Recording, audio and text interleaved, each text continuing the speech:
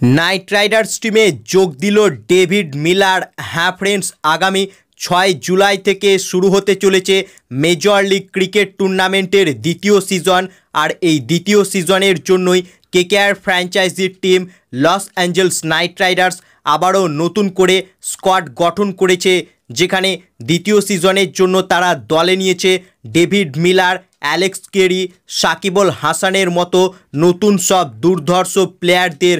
সব মিলিয়ে major league cricket টুর্নামেন্টের দ্বিতীয় সিজনে বেশ শক্তিশালী লস অ্যাঞ্জেলস নাইট রাইডার্স টিমের স্কোয়াড, যেখানে সুনীল নারিনের নেতৃত্বে প্রথম সিজনে খুব একটা ভালো পারফরমেন্স করতে পারেনি Los Angeles Knight Riders team.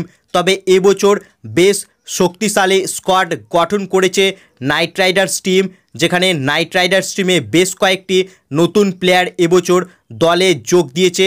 তাই এক নজরে দেখে নেওয়া যাক যে এবছর মেজর লিগ ক্রিকেট টুর্নামেন্টে লস অ্যাঞ্জেলস নাইট রাইডার্স টিমের স্কোয়াডে মেন প্লেয়ার কারা কারা রয়েছে। সো এক নম্বর রয়েছে Sunil Narine, Andre Russell, Jason Roy, David Miller, Sakibul Hasan, Josh Little, Spencer Johnson এবং অ্যালেক্স ক্যারি। তো এই সমস্ত মেন প্লেয়াররা এবছর নাইট রাইডার্সের হয়ে খেলবে মেজর লিগ ক্রিকেট টুর্নামেন্টে। সো ফ্রেন্ডস, তোমাদের কি মনে হচ্ছে সুনীল নারিনের নেতৃত্বে এবছর মেজর লিগ ক্রিকেট টুর্নামেন্টে কি বাজিমাত করতে পারবে নাইট রাইডার্স টিম? তোমাদের কি মতামত এ বিষয়ে তা কমেন্ট করে জানাও।